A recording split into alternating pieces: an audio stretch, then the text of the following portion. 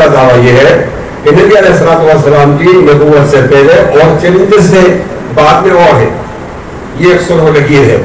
پہلے اللہ تعالیٰ جس سے راضی ہوتا تھا اس کو نبی بناتا، اور آج کل اس کے بعد اللہ تعالیٰ جس سے راضی ہوتے تو نبی نہیں بناتے، اس کو وارث نبی بناتے ہیں، یعنی عالم بناتے ہیں.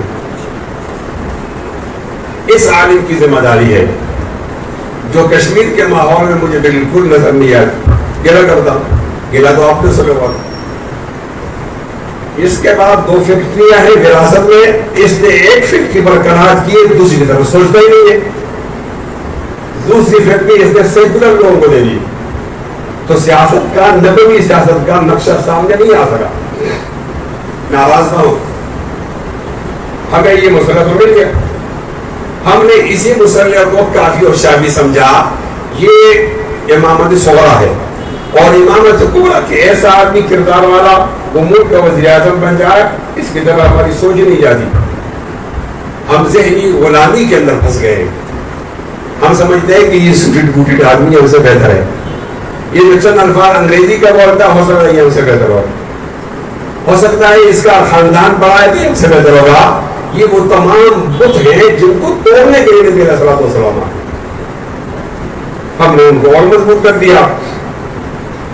میں جمعیت طلبہ اسلام کے اس سیمینار میں بتانا چاہتا ہوں کہ وہ کون سی چیزیں جو ہمیں منع کرتی ہے کہ امامت صغرا کے بعد ہم امامت کبریٰ پر ہاتھ ڈالیں اور اس کو کردار والے لوگوں کے حوالے کریں.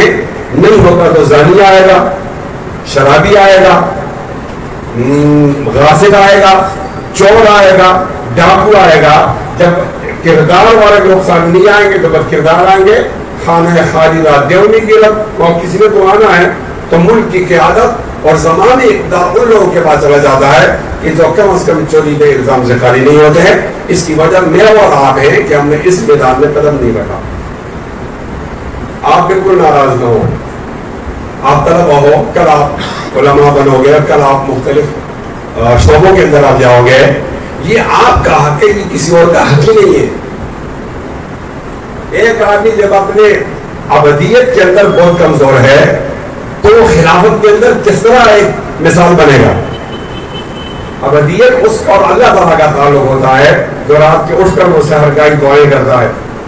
یہاں اگر وہ کمزور ہے تو وہ خلافت کی بات نہیں کر سکتا. ہماری ناکامی یہ ہے ہم نے خلافت ان لوگوں کے حوالے کی جو خلافت کو جانتے نہیں ہیں اور کردار کے لحاظ سے بہت زیادہ کمزور ہیں.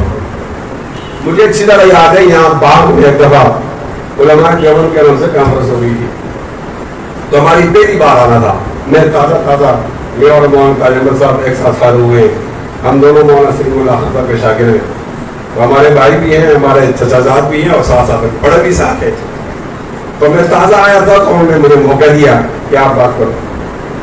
تو میں نے وہاں بات کی کہ کیا بات ہے کہ خیبر پختونخوا کا مولوی کھڑا ہے جاگیردار کے مقابلے میں، اور یہ کیا بات ہے کہ وہ مولوی جو بلوچستان کا ہے وہ کھڑا ہے تو تھوڑی جگہ بنا لیے. پھر یہ کیا بات ہے کہ پنجاب کا مولوی کھڑا نہیں ہوتا اور کشمیر کا مولوی کھڑا نہیں ہوتا؟ یہاں مقابلہ تو پارلیمانی کا مقابلہ تو نہیں ہوتا کہ کون آدمی زیادہ طاقتور ہے اور کون آدمی کمزور ہے. یہاں تو نظریات کی بات ہوتی ہے اور دلائل کی بات ہوتی ہے. لِيَهْلِكَ مَنْ هَلَكَ عَنْ بَيِّنَةٍ وَيَحْيَىٰ مَنْ حَيَّ عَنْ بَيِّنَةٍ. جب آپ کے پاس ایک خالص نظریہ موجود ہے تو آپ باطل کو کیوں موقع دیتے ہو کہ اس میدان میں آئے؟